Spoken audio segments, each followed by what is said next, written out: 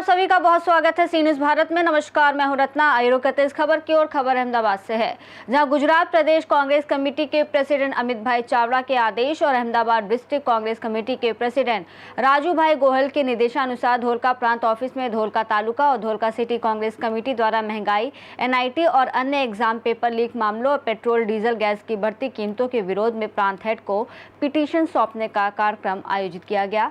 इस दौरान तलपाड़ा कोली पटेल बोर्डिंग से प्रांत हेड के ऑफिस तक पोस्टर और बैनर के साथ विरोध प्रदर्शन किया गया। कार्यक्रम में राजू भाई गोयल, नरेंद्र भाई मकवाना, जशु भाई सोलंकी, अयूब खान पठान सहित अनेक कार्यकर्ता और नेता मौजूद रहे, जिन्होंने महंगाई और परीक्षा पेपर लीक जैसे मुद्दों के खिलाफ एकजुट होकर विरोध दर्ज कराया।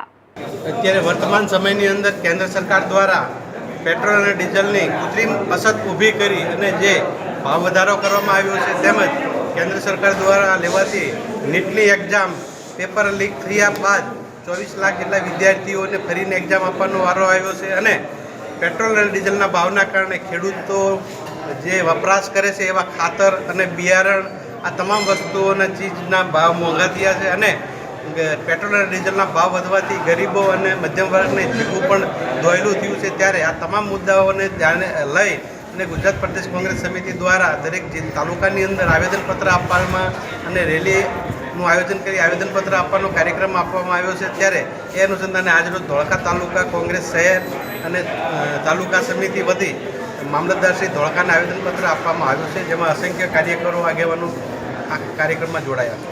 धोलका से सी न्यूज़ संवाददाता यूनुस मंसूरी की रिपोर्ट में फिलहाल इतना ही। देश और दुनिया की तमाम बड़ी खबरों के लिए देखते रहिए सी न्यूज़ भारत।